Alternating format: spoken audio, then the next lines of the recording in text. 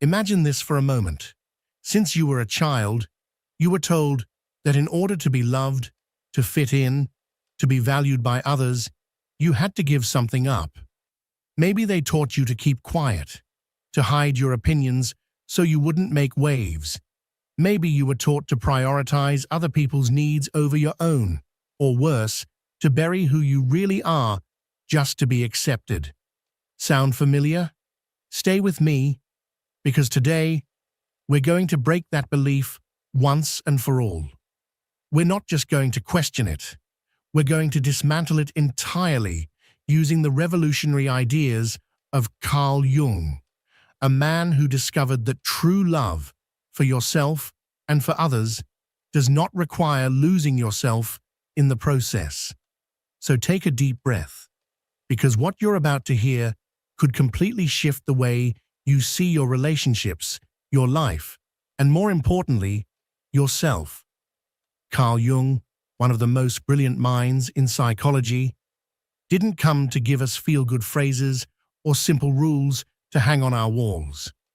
He dove into the deepest corners of the human soul and uncovered something that's been hidden from us for far too long. Real love, the kind that truly matters, begins inside of you. It's not something you have to beg for. It's not something you have to bargain for. And it's definitely not something you need to sacrifice your essence to receive. But here's the problem. Most of us grew up with a distorted idea of what love actually is. How many times have you felt like in order to be loved, you had to be less yourself? That you had to dim your light, shrink your dreams, or put up with things that hurt you deeply just to keep the peace? If that resonates with you, you're not alone.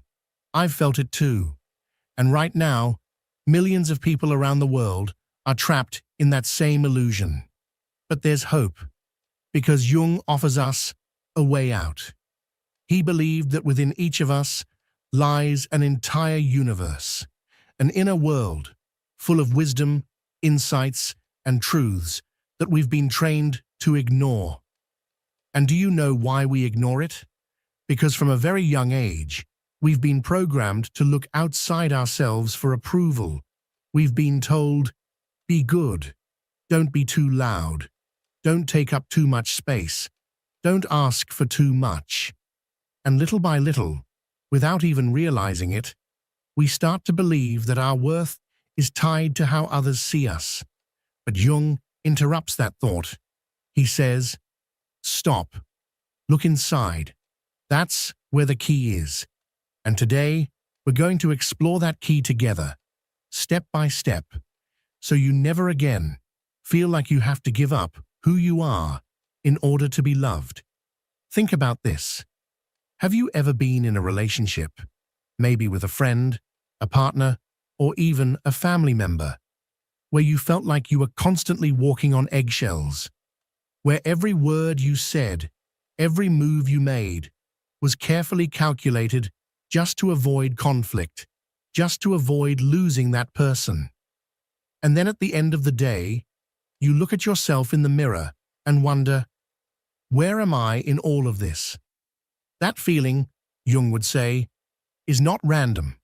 It's your unconscious mind screaming at you, pounding at the door of your soul, saying, wake up, this is not love, this is a cage. Because real love, the kind Jung championed, does not trap you.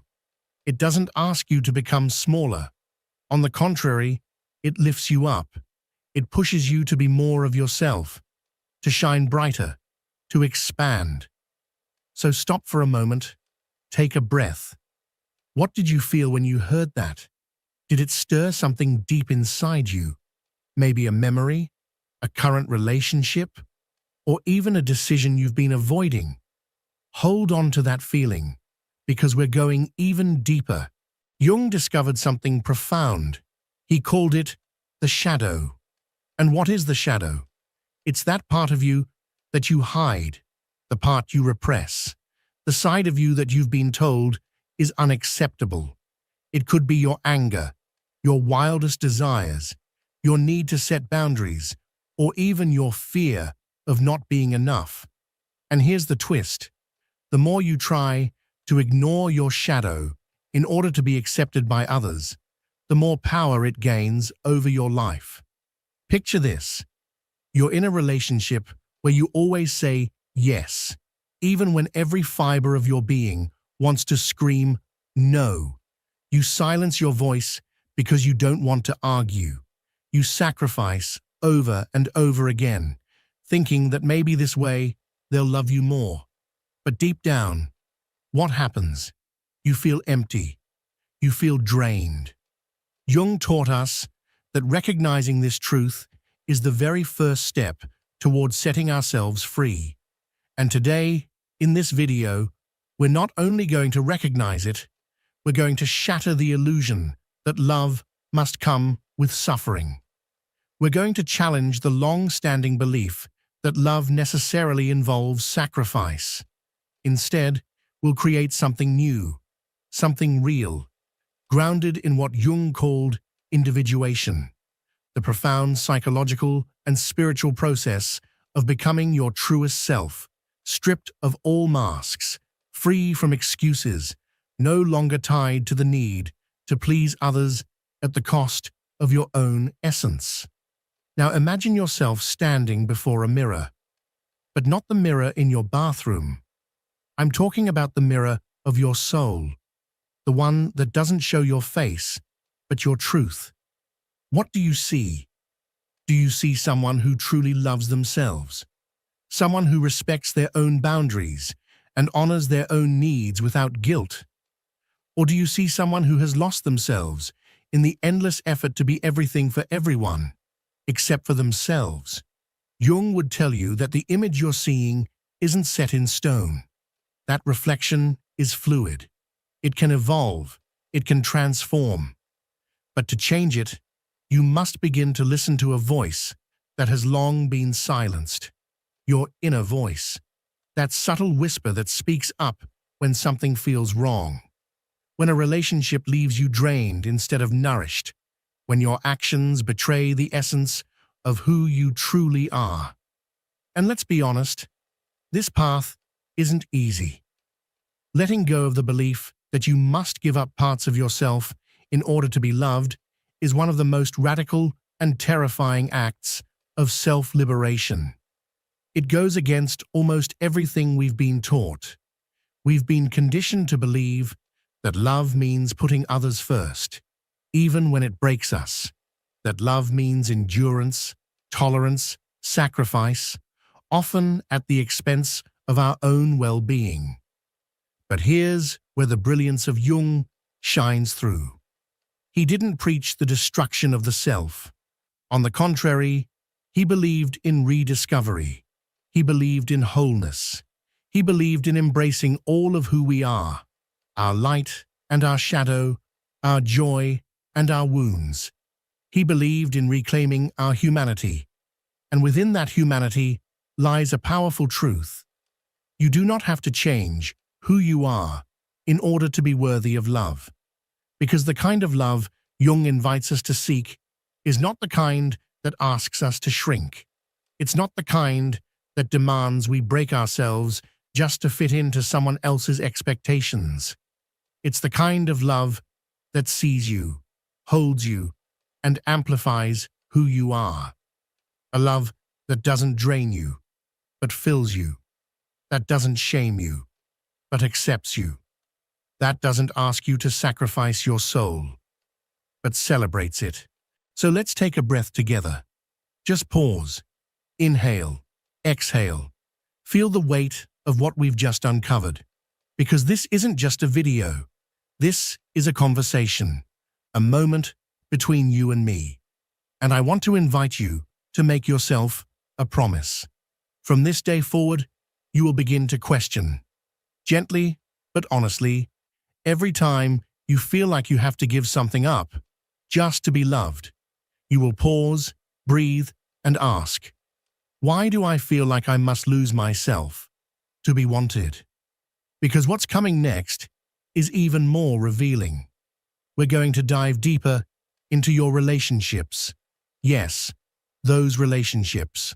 the ones that keep you up at night, the ones that leave you feeling uncertain, unworthy, or exhausted. And we're going to see how, according to Jung, every one of those relationships is a mirror, not of who the other person is, but of what is happening within you. If you've made it this far, it's because something inside you is stirring. Something is ready to awaken. In the first part, we began to dismantle the toxic belief that love equals suffering. Now, we go even further. Now, we enter the raw, vulnerable world of your inner landscape. Jung had a fascinating and powerful idea. Everything you experience in the outer world, the people you attract, the conflicts you find yourself in, the love you seek or receive, is ultimately a projection of your inner world. Think about that for a moment. It means that if your relationships are chaotic, if you feel constantly drained, if you keep telling yourself, "I'm not enough," then the issue isn't just them. It's not just the other person.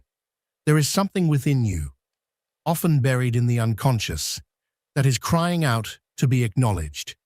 And this is where Jung's true genius becomes clear. He didn't ask us to drown in guilt. He didn't want us to get stuck in blame or self-pity. He gave us a flashlight, a way to illuminate the shadowy corners of our psyche so that we could finally see what's hiding there and transform it. Let's do an exercise right now. Think of someone in your life, a partner, a friend, a family member, with whom you feel like you're always giving more than you receive.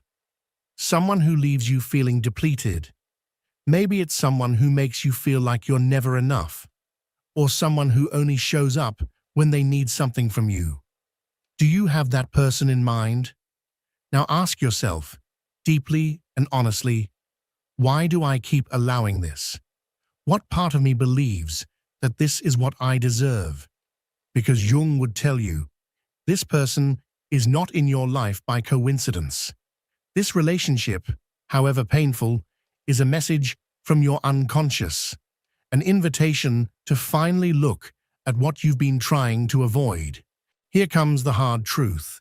Many of us sacrifice our peace, our energy, even our identity, because deep down, we believe we don't deserve better.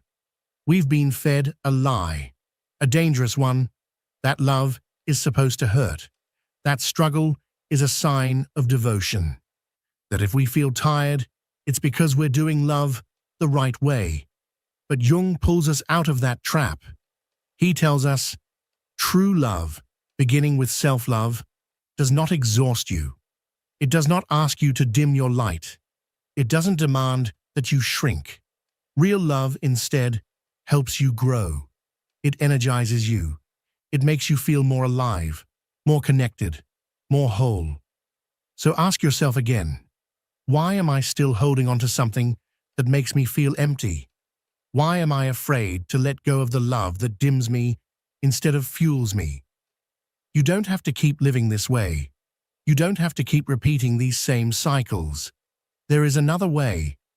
And Jung showed us that path, not by giving us easy answers, but by inviting us to explore the truth of who we are, underneath all the roles we've been taught to play.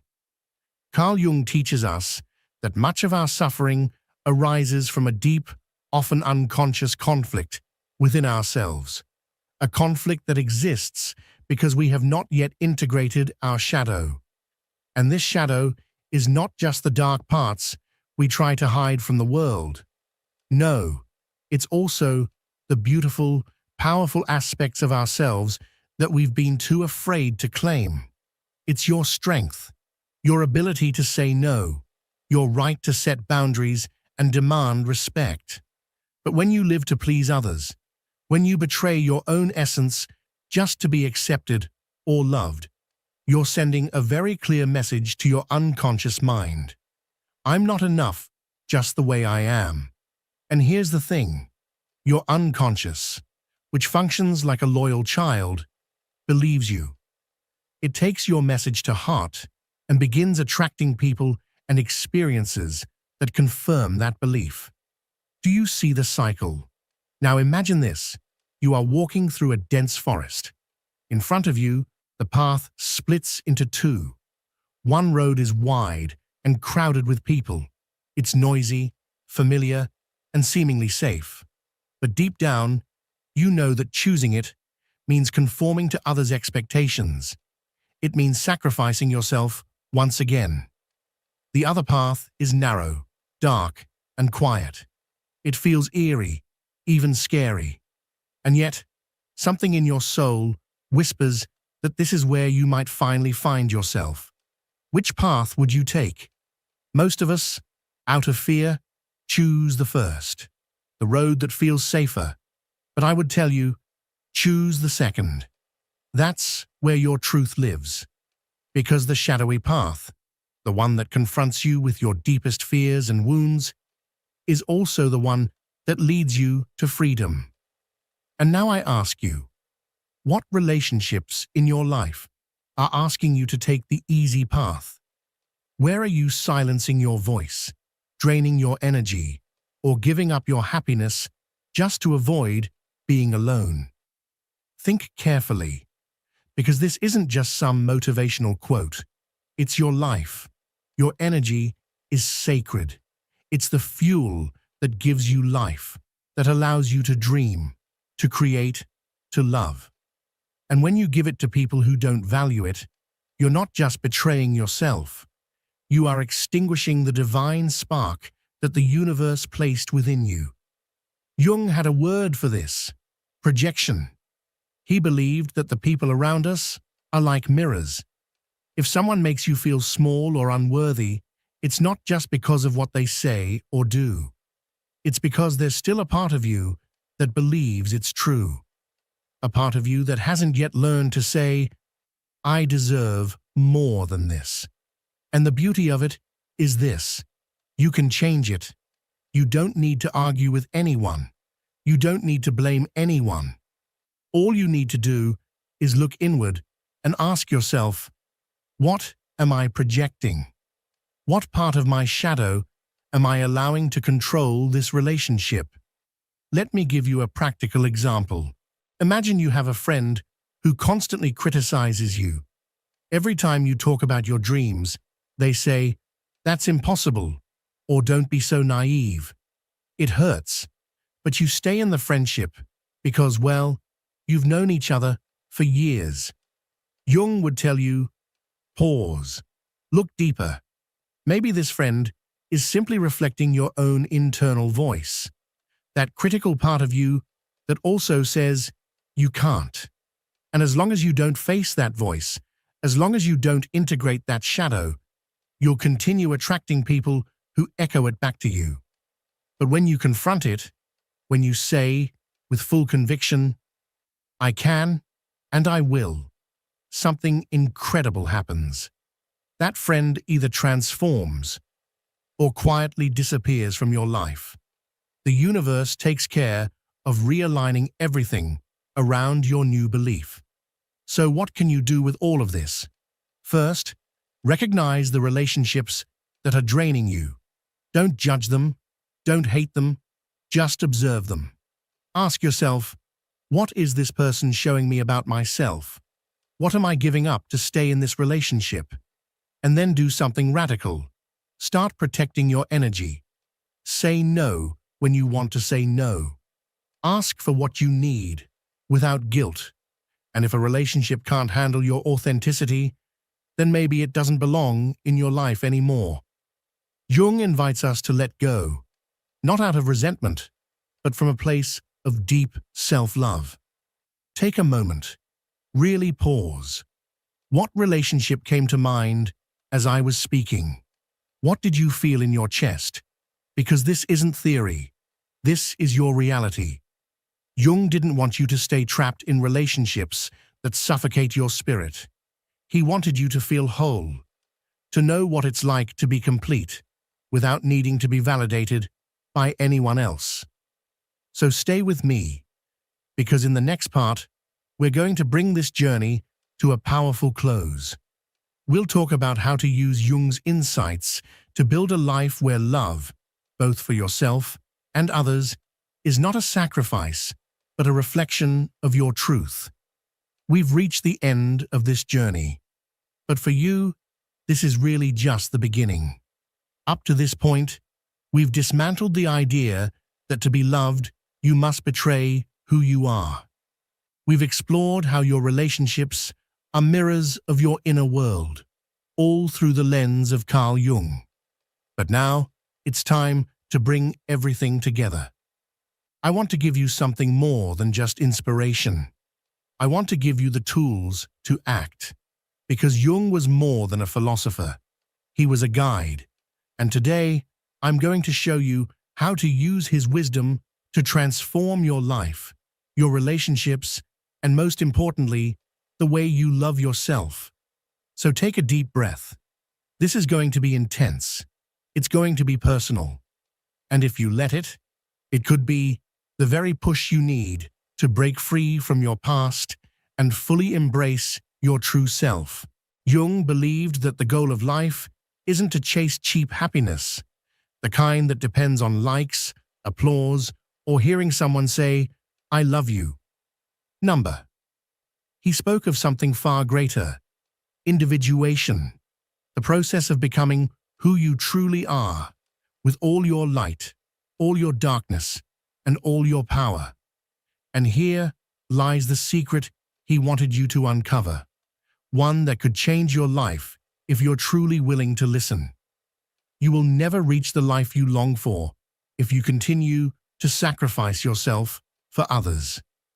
Every time you silence your voice to avoid causing discomfort, every time you remain in a relationship that drains your energy, every time you put your dreams on hold so someone else can shine, you're moving further away from the wholeness that Jung believed you were born to experience. So how do you break free from this cycle? It starts with listening.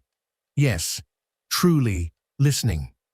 But not to the noise of the world, not to the voices full of expectations and obligations. No, it's about tuning in to that quieter, deeper voice inside you, the one Jung called the unconscious. It doesn't speak in clear words or logical sentences. It speaks through feelings, through subtle instincts, through that tightness in your stomach when something feels off. How many times have you ignored that feeling? How many times have you told yourself, "It's nothing," while deep down, you knew it was everything? Jung would say, stop ignoring that feeling. That sensation is your compass. It's your soul speaking. And today, I invite you to start following it. Picture this. You're in a relationship. It could be romantic, platonic, even professional. And something just doesn't feel right. Maybe you're not being respected. Maybe you're being asked to give more than you can. Or maybe, despite everything, you simply don't feel seen. Your mind tells you to stay. It whispers, "Don't be selfish. This is what love looks like." But your body tells a different story. You feel heavy, exhausted, dimmed. So what do? Most of us keep following the mind. We stay. We endure. We sacrifice again. But Jung invites us to do something radical, something sacred, to follow the unconscious, to trust that inner signal. Because when you do, when you dare to say, "This isn't for me," you don't just walk away from something that hurts. You open the door to something greater. And here's where the power lies. Letting go is not the same as giving up. Letting go is an act of self-love. It's telling your unconscious, "I value myself too much to stay in places where I'm not loved for who I truly am." And when you do this, the universe responds. Jung called it synchronicity, those magical coincidences that aren't coincidences at all. Suddenly, you meet someone who sees you. An opportunity appears that speaks directly to your soul. Or maybe, for the first time in years, you feel peace. Real, deep peace. Why? Because when you align with your truth, the world begins to mirror it back to you. Let me be honest with you, because I know you didn't come here for sugar-coated advice. Look at your life right now. What are you holding on to that no longer belongs to you?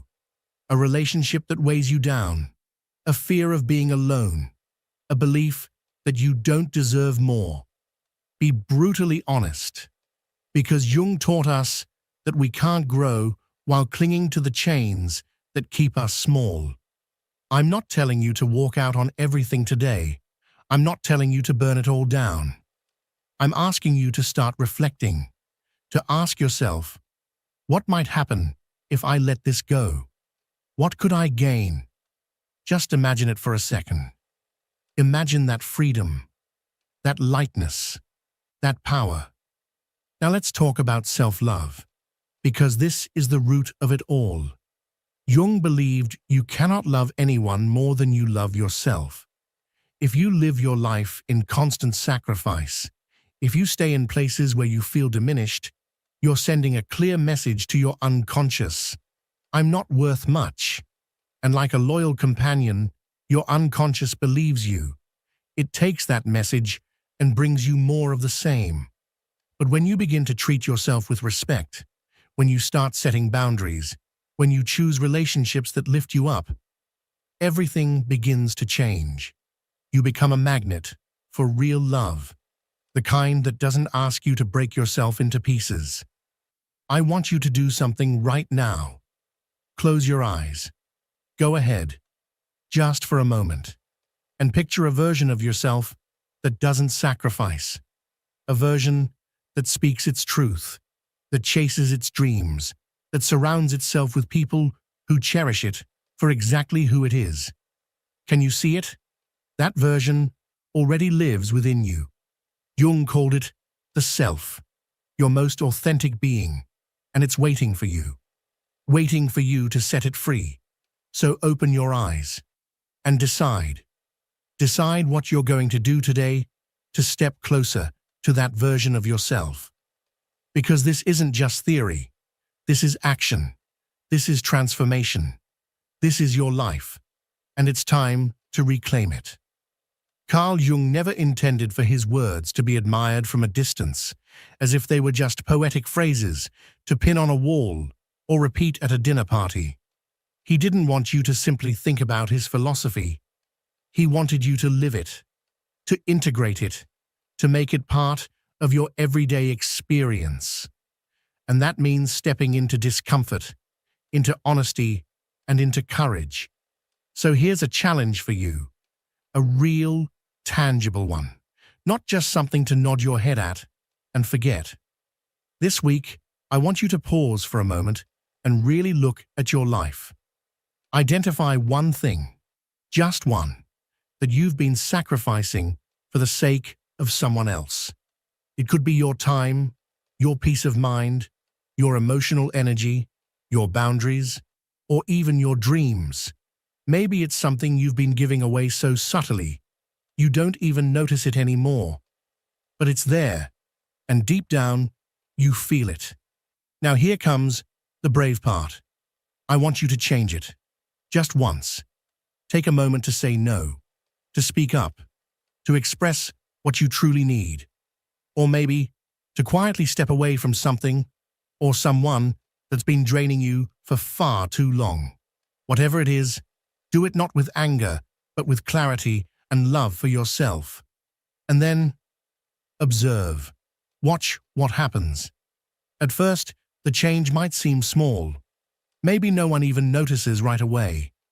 But you will. You'll feel a shift deep within you. A spark. A quiet, but powerful, return to yourself. As you take that step, I want you to hold on to this truth.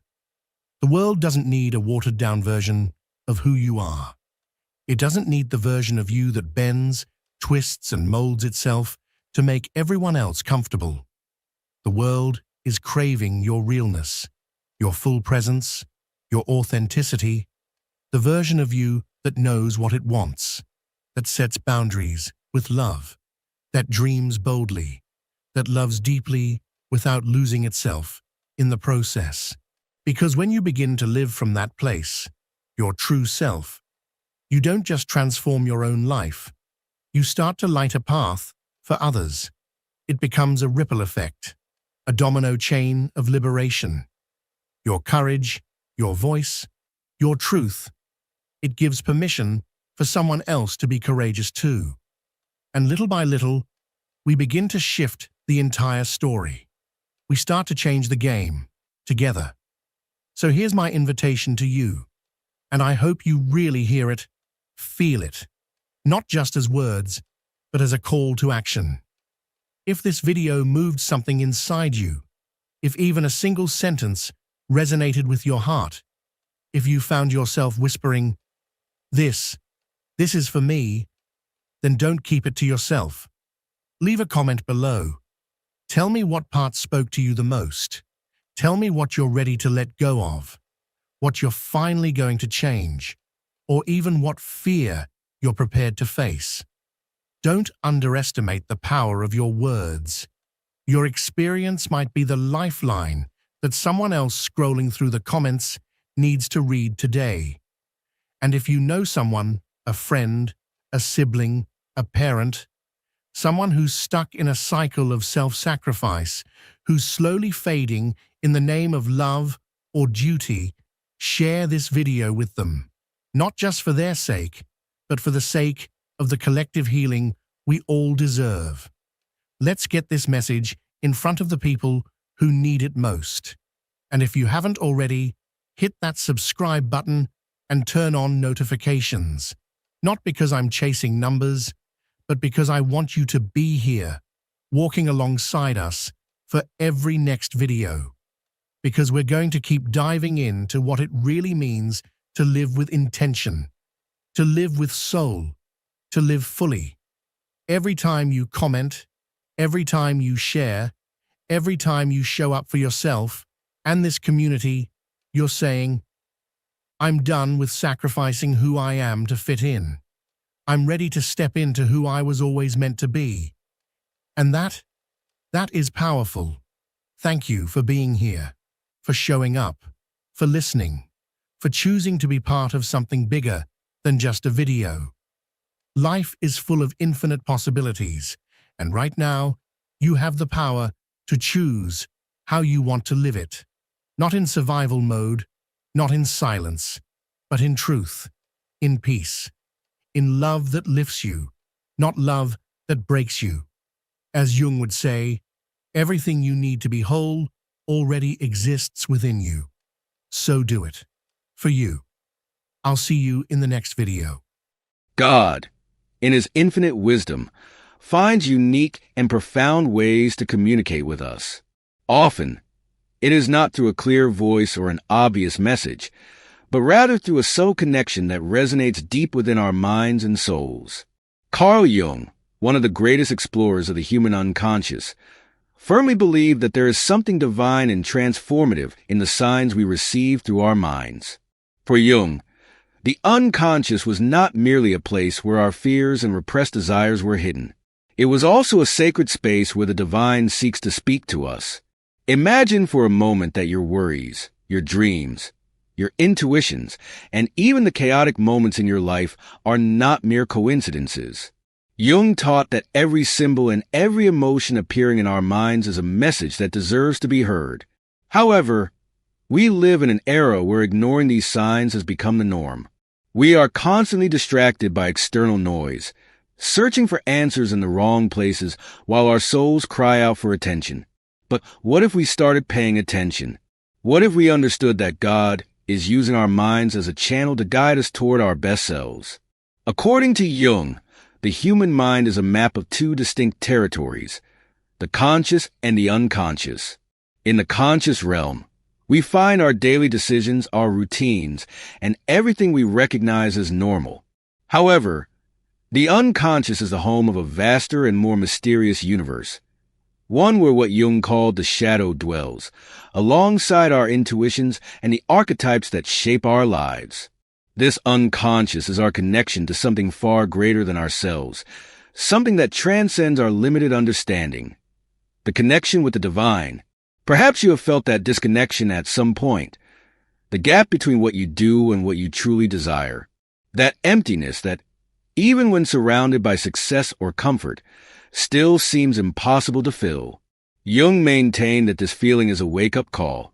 It is your soul, your unconscious, pleading with you to stop and listen. Because behind that emptiness, there is a message, one that only you can decipher if you are willing to face your shadows and explore the deepest corners of your mind. On the journey of life, we all face moments of uncertainty. Often, we cling to what we know, avoiding looking inward for fear of what we might find. But Jung taught us that true growth occurs when we stop fearing our shadows and begin to integrate them. These shadows, those parts of ourselves that we prefer to ignore, contain immense transformative power. By confronting them, we not only discover who we truly are, but also open the door to communication with the divine. Every decision you make, every relationship you choose, is influenced by what resides in your unconscious. Jung said that what we are unable to integrate into our conscious minds manifests externally as fate. This means that if you ignore your fears, your deepest desires, and your intuitions, you will eventually face them in the form of obstacles, failures, or conflicting relationships. But when you choose to listen to yourself, when you allow those internal messages to guide your life, something changes. Your external reality begins to align with your inner truth.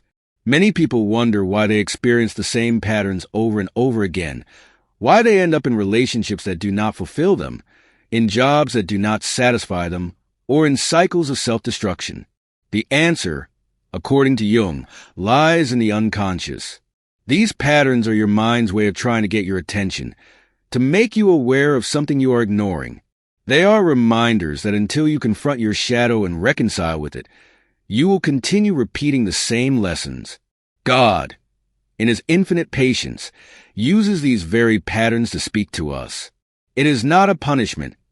It is an invitation to pause, to reflect, and to ask yourself, what do I need to learn from this experience? What part of myself am I ignoring? When you accept this invitation, when you decide to face yourself with courage, you begin to discover a peace and clarity that once seemed unattainable. The unconscious is not merely a hidden reservoir of suppressed thoughts and forgotten memories. It is also the sacred chamber where our greatest treasures reside, our gifts, our creativity, and our divine purpose. For Carl Jung, each of us carries a unique path, a calling deeply inscribed within the very core of our soul. However, to uncover it, we must be willing to listen. And listening does not simply mean paying attention to external words or signs. It requires tuning into that silent voice within us, the one that resonates deep inside, offering guidance, comfort in moments of despair, and the strength to keep moving forward when all seems lost.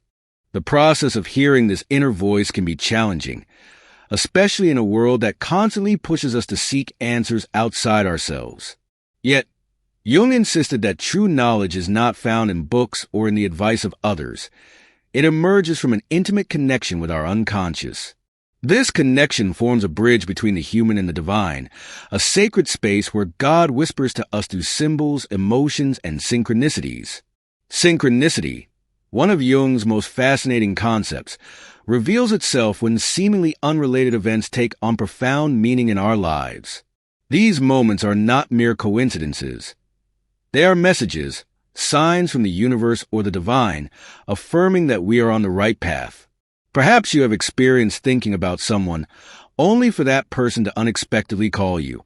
Or maybe you keep seeing a specific number, phrase, or symbol repeatedly, as if it were following you. These are not random occurrences. They are signals, an invitation to pay closer attention. However, many people dismiss these experiences because they seem too abstract or difficult to rationalize. But Jung reminds us that the soul does not communicate in logical or analytical terms. It speaks in metaphors, images, and feelings. When we ignore these signs, We are not only cutting ourselves off from the divine, but also from our own true essence. This is why learning to recognize and honor moments of synchronicity is crucial. They serve as a reminder that we are not alone, that a higher force is guiding and supporting us along our journey. On this path of self-discovery, we constantly face a formidable challenge, the ego. While the ego is essential for our sense of identity, it can become a major obstacle when it takes control of our lives. It is the ego that resists change, fears the unknown, and seeks to control every aspect of our existence. Jung believed that true fulfillment could only be achieved by transcending the ego. However, this does not mean eliminating it entirely, but rather integrating it, allowing it to become a servant of the soul rather than its master. The ego fears vulnerability because it perceives change as a threat. Yet, in truth, change is the gateway to growth. When we allow our masks to fall, when we are honest with ourselves about our struggles and fears, we create space for the divine to enter our lives. It is in those moments of humility that we find the answers we have been seeking. Jung also introduced the concept of archetypes, universal patterns that dwell within the collective unconscious. These archetypes serve as spiritual guides, helping us navigate the challenges of life. Among them is the wise sage, who urges us to seek truth beyond mere appearances, and the hero, who pushes us to confront our fears and overcome our limitations. Every time you feel the impulse to explore, to question, or to transform, it is an archetype at work in your life. Some may wonder how these seemingly abstract archetypes can have such a profound impact on our lives. The answer lies in the immense power of symbolism. Symbols are the language of the soul, and each archetype represents a symbol of our highest potential. By connecting with them, we not only discover who we are, but also who we can become. However, to truly connect with these archetypes, we must be willing to face our shadows. The shadow, as we mentioned before, is not something to be feared. It is a part of us that longs to be acknowledged, integrated, and healed. When we deny our shadow, it finds ways to manifest, whether through conflicts, illnesses, or destructive patterns. But when we choose to face it with courage, we discover that it is not an enemy, but rather an ally that pushes us toward transformation. The journey toward shadow integration is, at its core, an act of self-love. It means accepting yourself in your entirety, with all your virtues and flaws.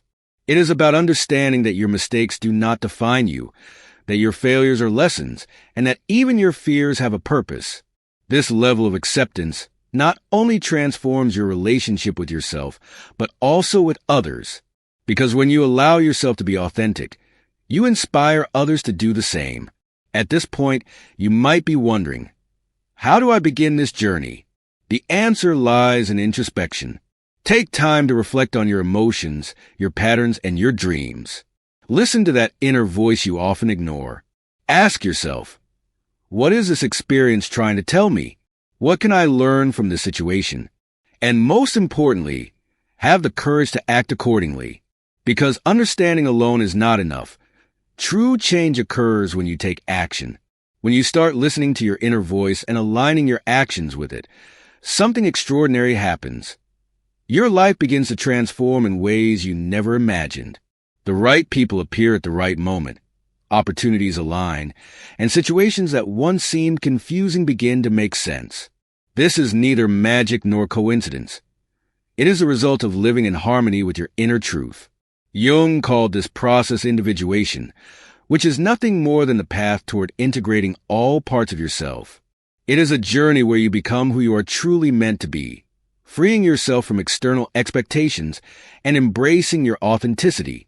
Individuation does not mean perfection. It means wholeness. It is the ability to accept both your light and your shadow, to embrace your strengths and also your vulnerabilities. On this path, trials and challenges are inevitable, but every obstacle you face has a purpose. It is an opportunity to grow, to learn, and to strengthen your connection with the divine. Perhaps you have gone through moments where you felt like everything was falling apart. But even in those moments of pain, there is a hidden lesson. Jung believed that suffering is not a punishment, but a tool for awakening our consciousness. It is a call to look inward, to face what we have been avoiding. Suffering, though uncomfortable, can be a powerful teacher. It teaches us to let go of what no longer serves us, to release the expectations we have imposed on ourselves, and to trust that something better awaits us on the other side of pain. When you choose to confront suffering instead of running from it, you discover a strength you never knew you had. And that strength is what allows you to move forward toward a more authentic and meaningful life. Another crucial aspect of the journey toward wholeness is the significance of community. While inner work is deeply personal, it is not meant to be done in isolation.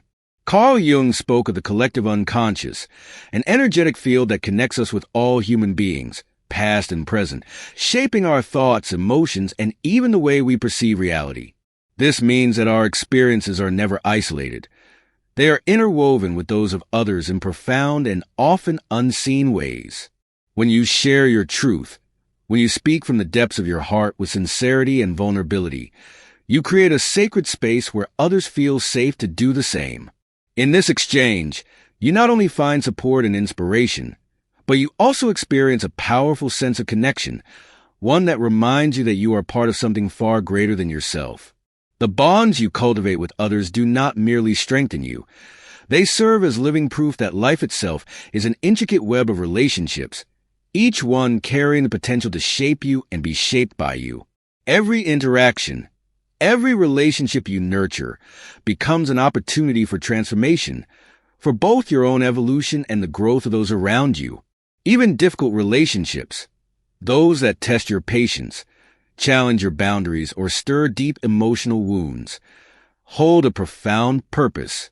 They act as mirrors, reflecting the hidden aspects of yourself that require healing, attention, or integration. Rather than resisting these relationships, Jung would encourage you to ask yourself, what can I learn from this experience? What part of me is seeking to be acknowledged or transformed? When you embrace each interaction as a lesson rather than a burden, you shift from a mindset of victimhood to one of empowerment. You begin to understand that the people who cross your path, whether they stay for a moment or a lifetime, are part of a divine design, a cosmic blueprint created to help you step into the fullest expression of yourself. This level of awareness does not only transform your relationships, it reshapes your entire outlook on life. The perspective you choose to adopt determines the reality you experience. If you interpret challenges as punishments or failures, you will find yourself trapped in a never-ending cycle of suffering, resentment, and self-doubt. However, if you view those same challenges as opportunities for expansion and self-discovery, you will realize that even the most painful experiences carry hidden wisdom and meaning. Jung reminds us that the mind is an extraordinarily powerful tool, one capable of shaping our reality in ways we often underestimate. When you shift your thoughts, you shift your world. But such transformation does not happen overnight. It demands practice, patience, and an unwavering commitment to your personal growth. It means waking up every morning with the conscious intention to be just a little more aware, a little more authentic, and a little more aligned with both your inner truth and the divine intelligence that flows through all things. It is a journey, a continuous unfolding, where each step brings you closer to a state of wholeness. Wholeness is not a final destination. It is a way of being. It is the deep inner peace that arises when you live in alignment with your truth, when you no longer seek external validation, but instead find contentment in simply being who you are. It is the liberation that comes from shedding the fear of judgment and embracing your most authentic self without apology. And most importantly, it is a sacred connection to the divine that has always existed within you, waiting to be rediscovered. When you choose to live from the space of authenticity and alignment, your entire reality begins to shift. Miracles start to unfold before your eyes. Doors that once seemed permanently closed begin to open effortlessly. The right people, the ones who uplift, inspire, and support your journey, appear at exactly the right moment. The opportunities you have been longing for materialize in the most unexpected ways. None of this is mere coincidence. It is the natural outcome of being in harmony with your purpose, of stepping fully into the life that was always meant for you. It is the manifestation of divine grace in action. As you progress on this path toward fulfillment, you realize that everything you need to transform your life is already within you. It is not about accumulating more external knowledge or seeking validation from the outside world. It is about remembering who you truly are and allowing that truth to guide every aspect of your existence. This process, though challenging, is profoundly liberating. It is like waking up from a long and confusing dream and finally seeing life with clarity. Carl Jung believed that within each of us lies an unlimited potential, an authentic self waiting to be discovered. But to access this self, we must be willing to let go of the illusions and limitations we have built throughout our lives. These limitations are often rooted in fear, the fear of rejection, failure, or even success. However, when you choose to face these fears and act from a place of courage, you realize that they are merely shadows that disappear when illuminated by the light of your truth. A crucial part of this journey involves freeing yourself from beliefs that no longer serve you. Jung stated that many of our beliefs are inherited, absorbed from our family, culture, or society, and often do not reflect our true essence. Ask yourself, what beliefs am I holding that are not mine? What ideas about myself or the world are limiting me? When you begin to question these beliefs, you open the door to new possibilities, to a way of living that aligns with who you truly are. Introspection, the practice of looking within, is a powerful tool for this kind of work. Take time each day to sit in silence, to listen to your inner voice, and to reflect on your thoughts and emotions. You do not need to have all the answers immediately. The simple act of paying attention to what is happening within you is a step toward transformation. Often, the answers you seek will come in unexpected ways. Perhaps in a dream, an intuition, or even a seemingly casual conversation. Jung also emphasized the importance of dreams as a channel of communication between the conscious and the unconscious. Dreams are not just random images. They are symbolic messages from your soul, designed to help you understand aspects of yourself and your life that need attention. If you start paying attention to your dreams, writing them down and reflecting on them, you will discover a world of wisdom that is always available to you. The process of interpreting your dreams does not require expertise. It is enough to observe the emotions, symbols, and stories that emerge. Ask yourself, what is this dream trying to tell me? What emotions does it evoke? How can I apply its message to my life? By doing this, you will strengthen your connection with your subconscious and, consequently, with the divine. On this journey toward authenticity, it is essential to remember that you are not alone. Although inner work is deeply personal, there are always guides, teachers, and companions along the way who are there to support you. Sometimes, these guides appear in the form of people, books, or even videos like this one. Other times, they arrive as intuitions or moments of clarity that seem to emerge from nowhere. But in reality, these moments are manifestations of divine grace, reminding you that you are being guided and supported at all times. According to Jung, divine grace is not something we must seek outside ourselves. It is an energy present in every moment of our lives, a force that connects us to something greater than ourselves. When you allow this grace to flow through you, you begin to see life from a completely different perspective. Challenges no longer feel like punishments, but rather opportunities for growth. Difficult relationships become mirrors reflecting what you need to heal, and moments of uncertainty transform into portals leading to new possibilities. The key to allowing this grace to flow is trust. Trusting that everything happening in your life has a purpose, even if you cannot see it at the moment.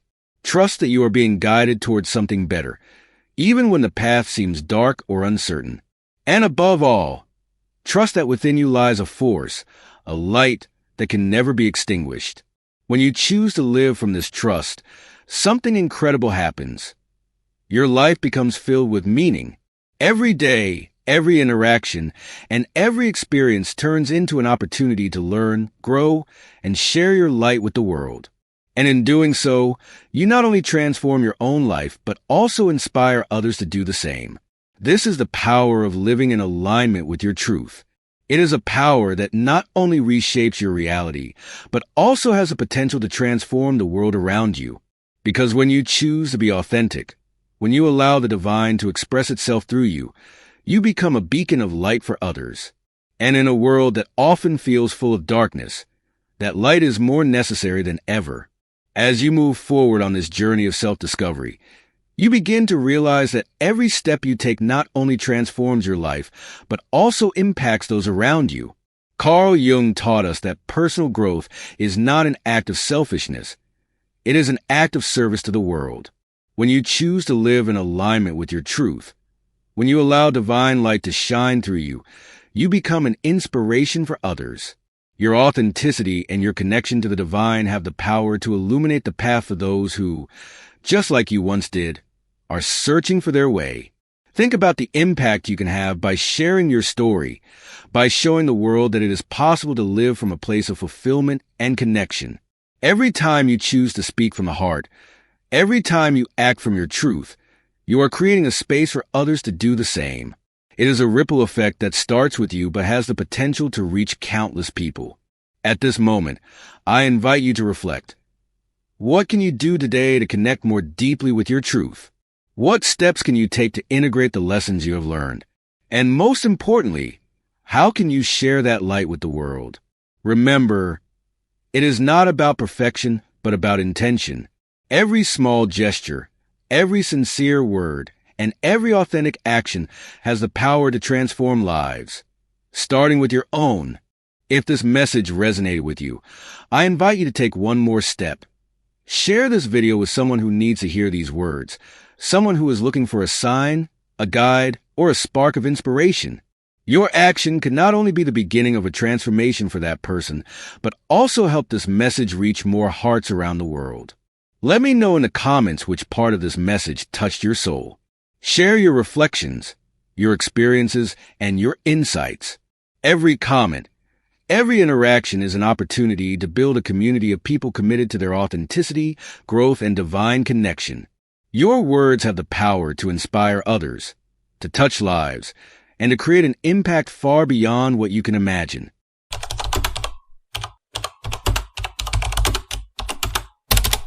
There is a man, 63 years old, sitting quietly on a wooden bench in a park in the city of Zik.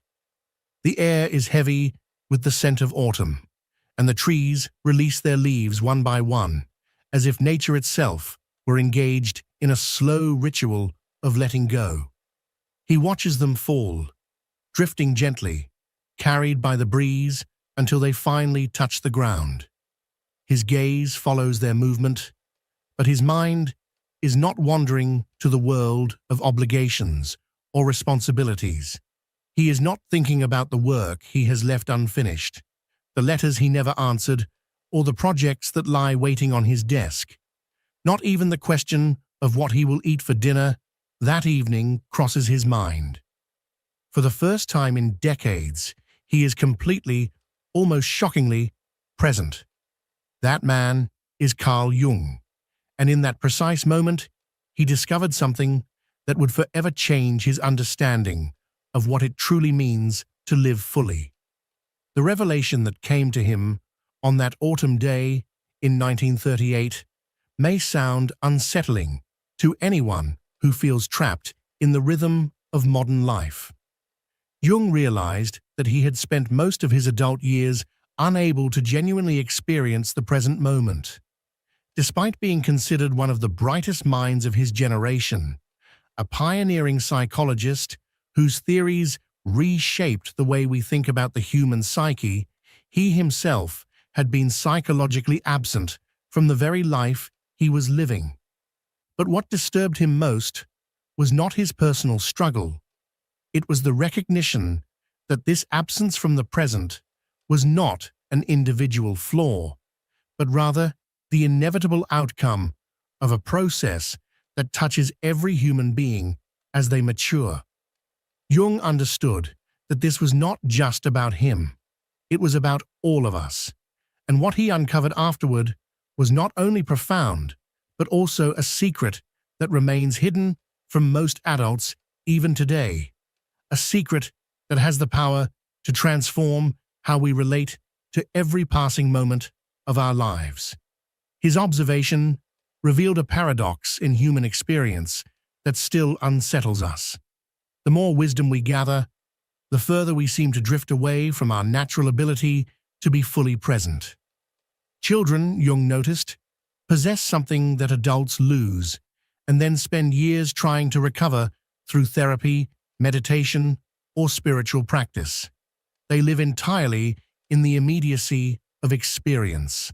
They taste without comparing, they play without anticipating, they feel without explaining. How could it be, Jung wondered, that by gaining experience, we lose the most fundamental skill of all, the ability to enjoy life as it is happening? He concluded that during the process of maturation, we develop what he called the projective mind. This psychological function constantly pulls us forward into the future or traps us in memories of the past. It is not a defect. In fact, it is precisely this capacity that enables us to plan, to build civilizations, to learn from mistakes, to imagine possibilities. It is the very foundation of our progress as human beings. But the problem emerges when this useful function becomes the only way we know how to exist. Reflect on your own daily experience. How many moments pass in which your mind is fully absorbed in the present, uncolored by anticipation or memory? When was the last time you ate a meal without thinking of something else, without scrolling through your phone, without remembering yesterday's conversation, without worrying about tomorrow's meeting? When was the last time you walked simply to feel the rhythm of your steps, or spoke to someone without secretly preparing your next reply? For most of us, this direct contact with what Jung called the eternal moment has been almost entirely lost. It is a state of consciousness in which time itself seems to pause, where experience feels whole, satisfying, and alive. Jung was not content with merely diagnosing the problem. For the last 20 years of his life, he devoted himself to finding a way back, to developing a method for recovering the lost ability to dwell fully in the present. And the path began with a simple but piercing observation. The people who had lived the longest, who had accumulated the most wisdom, were often the least capable of feeling immediate satisfaction. Something in the very act of growing older seemed to rob them of their joy. In his therapy sessions, he began to notice a striking pattern. Younger patients came to him with concrete problems, conflicts with colleagues, difficult decisions, complicated romances. Their concerns were immediate, pressing, often urgent. But his older patients, those in middle age and beyond, came with something else entirely, a haunting sense of emptiness, a feeling that life was slipping through their fingers, that no matter what they achieved or acquired, they could not be fully satisfied with the present. One woman of 52 years told him, "It is as if I live constantly in between what has already happened and what is still to come. The present feels like a waiting room where the train I need to board never arrives." Her metaphor captured perfectly what Jung himself had been sensing. As we age, our relationship with time becomes distorted. We stop inhabiting moments directly, and instead, we live in interpretations of them. Jung identified 3 specific psychological mechanisms at work in the mature mind. The first he called the comparative archive. Each new experience is instantly filtered through the memory of past experiences. Instead of living it freshly, we categorize it, we compare it, we evaluate it according to what we already know. The second is the future project. Rather than experiencing things for what they are, We experience them as steps within a sequence leading towards some future goal. Even pleasures become instrumental. A walk becomes exercise, a meal becomes fuel, a conversation becomes networking. The moment itself vanishes in the shadow of what it leads to. The third mechanism he named interpretive vigilance. It is the voice in our heads that narrates, analyzes, contextualizes everything as it happens. It keeps us safe, yes, but it also blocks us from immersion. Instead of tasting the apple, we describe the apple to ourselves. Instead of being in love, we analyze whether we are in love. Together, these mechanisms create what Jung called the temporal cage of adult consciousness. We live displaced from our own present, always standing slightly outside of life. But Jung realized something even more disturbing. This displacement does not simply rob us of enjoyment. It distorts our entire perception of reality. We are no longer living life itself, but a version of life that has been filtered, processed, and projected. Think of how often this has already happened to you. His most revolutionary realization came when he saw that what we often call wisdom may actually be the very thing preventing us from living fully. We assume that accumulated experience improves the quality of life. But Jung observed the opposite. His most knowledgeable patients, those with decades of achievement, profound understanding, and refined analysis, were often the least able to feel genuine wonder. One successful man in his 60s could explain in great detail why a sunset was beautiful. The science of light, the physics of color, the psychology of perception, but he had lost the capacity to be moved by it. As Jung wrote in his private journals, experience can become a more sophisticated prison than ignorance. This led him to investigate what he later called the tyranny of previous experience. He discovered that the mature mind builds automatic patterns that act as filters between us and reality. We live through what he called second-hand experiences. When you meet someone new, do you really meet them, or do you unconsciously place them into categories shaped by others you have known before? When you taste new food, do you savor it, or do you compare it to past meals? The deepest consequences of this problem appear in our closest relationships. Jung noticed that people with the most relational experience often had the most superficial relationships. They had developed such refined patterns of interpretation and prediction that they no longer truly met the people around them. One patient confessed, "My wife has become a set of patterns I recognize rather than a person I discover anew each day." And this dynamic extends inward, into the relationship we have with ourselves. Mature self-awareness, while valuable for growth, can also become a barrier. We turn into spectators of our own lives rather than participants. We analyze our feelings instead of feeling them. We watch ourselves thinking, but we forget to simply live. Jung realized that maturity carries a hidden cost. We gain analysis, prediction, and control, but we lose awe, spontaneity, and presence. The challenge, he concluded, was not to return to the innocence of childhood, but to integrate accumulated wisdom with the ability to live directly in the now. His moment of greatest clarity arrived during what he later called the stone experiment.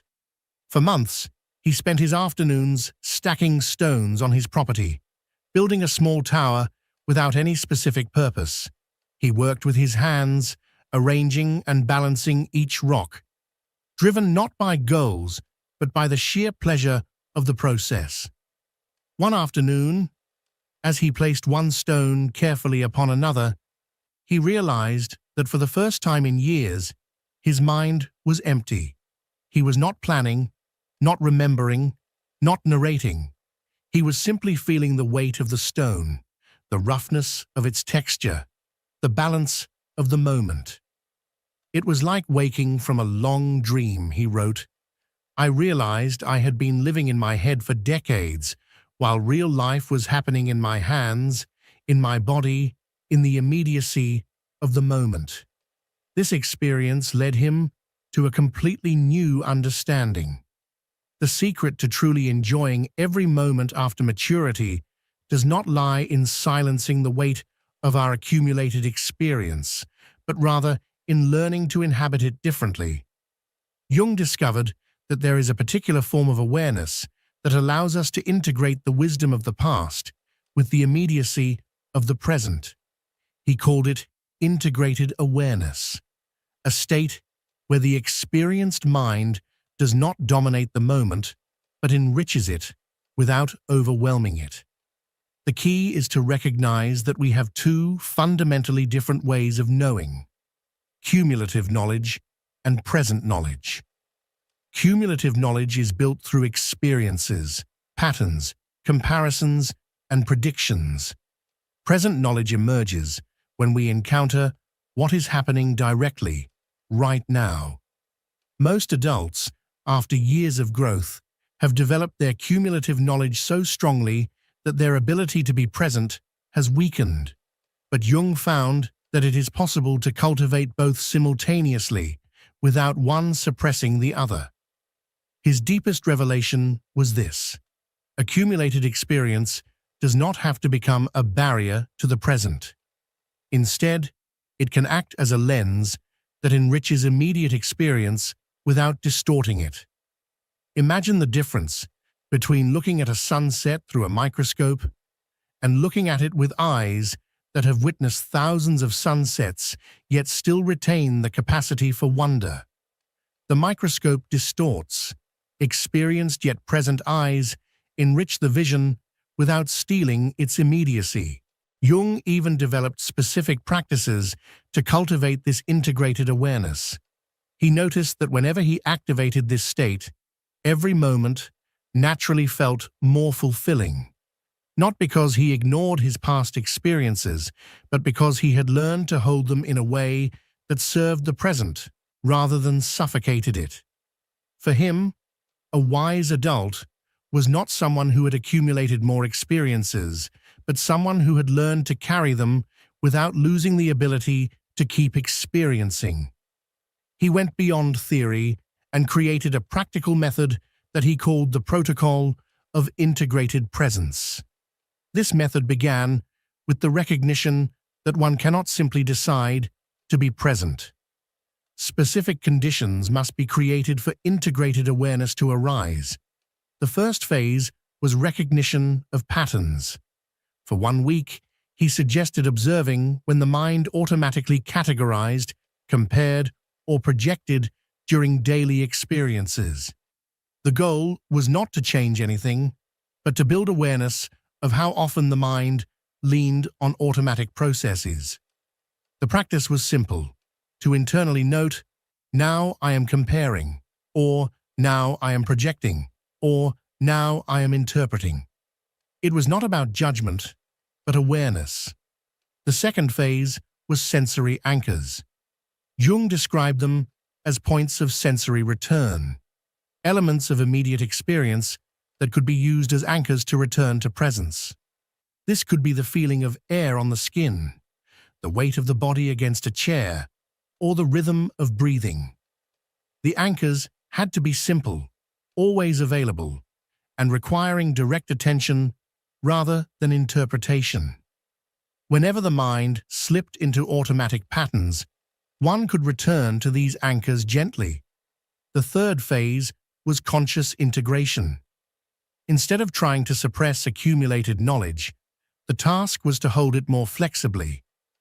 When a comparison or interpretation arose, it was to be kept in the background while maintaining primary attention on the immediate experience. Jung compared it to listening to music while having a conversation. The music enriches the atmosphere without dominating attention. Likewise, accumulated experience could enrich the present without overpowering it. The fourth phase was the practice of complete moments. Jung encouraged simple exercises, drinking a cup of coffee, walking to the corner, or listening to a song all the way through. In these activities, the challenge was to let accumulated experience serve the moment instead of dominating it. The aim was not to force presence, but to practice letting the present be informed, not imprisoned, by the past. Jung also acknowledged the real challenges of this process.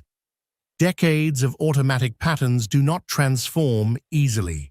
He expected resistance, frustration, and even moments when the method seemed to fail. But he saw these difficulties as part of the process, not as signs of failure. With time, persistence, and patience, he discovered that this approach did more than bring presence. It fundamentally transformed the quality of everyday life. Before practicing integrated awareness, Jung described his existence as living in delay, constantly in the interval between experiences. Conversations became rehearsals for future ones. Meals turned into fuel for what came next. Even pleasures were filtered through the thought, "This should make me happy," or "I must remember this later." Life had become a series of stored experiences rather than lived ones. He realized he had been a librarian of his own life, cataloging, referencing, and organizing, but rarely reading the book itself. After months of practice, he began to experience what he called moments of complete reality, instances where accumulated experience enriched the present without suffocating it.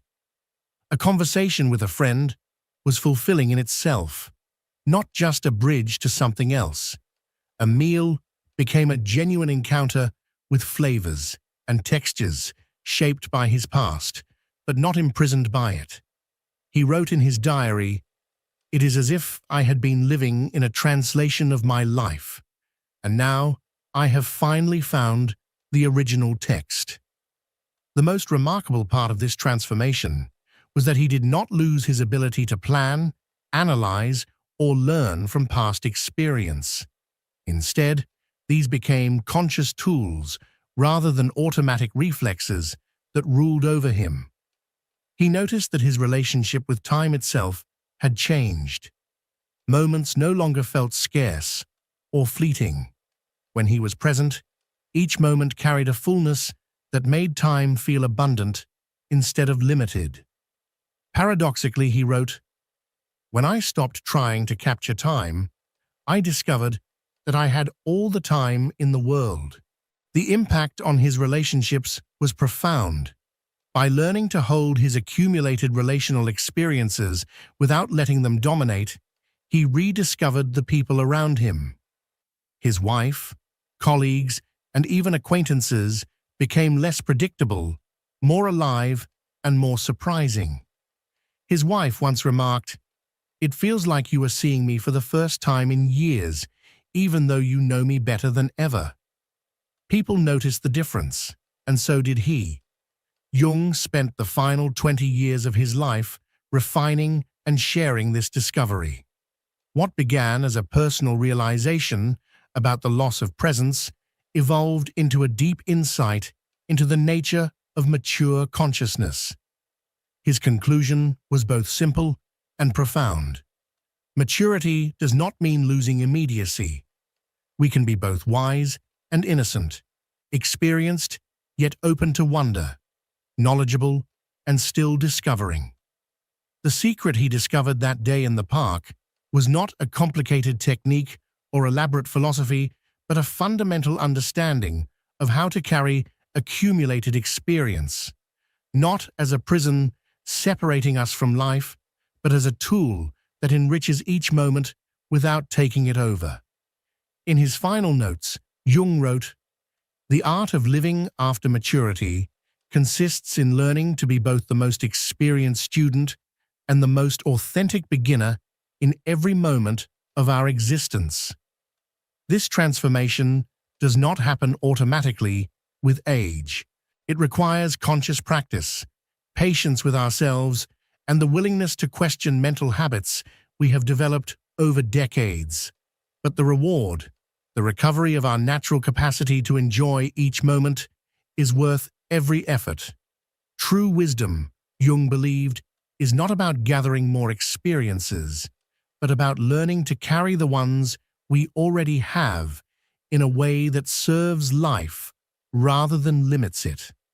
And if this discovery resonates with you, if you recognize that subtle but persistent disconnection from the present in your own life, perhaps this is the moment to begin your own experiment with integrated awareness. You do not need to retreat to a distant place or wait for a perfect setting.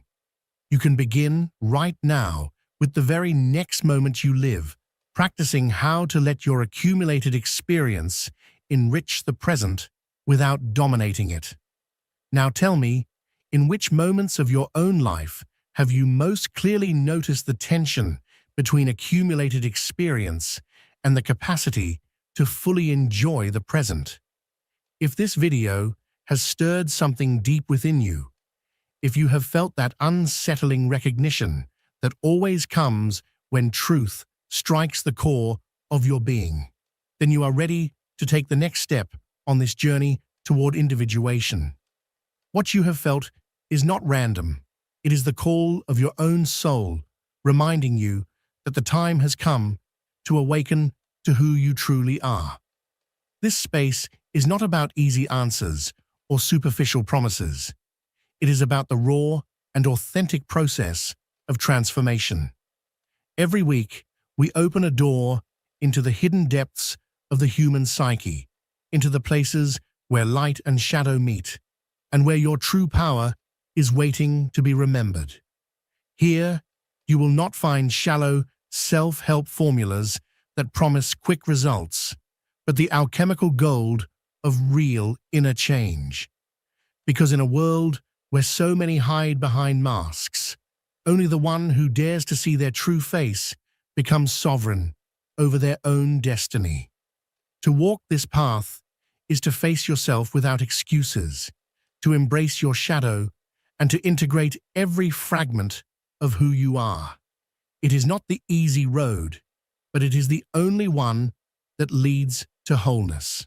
So, if you feel the call, I invite you to subscribe to this channel, activate the notification bell, and allow these teachings to be a steady companion on your path. Share this wisdom with those who are brave enough to confront their own darkness, because only the courageous can uncover the light hidden behind it.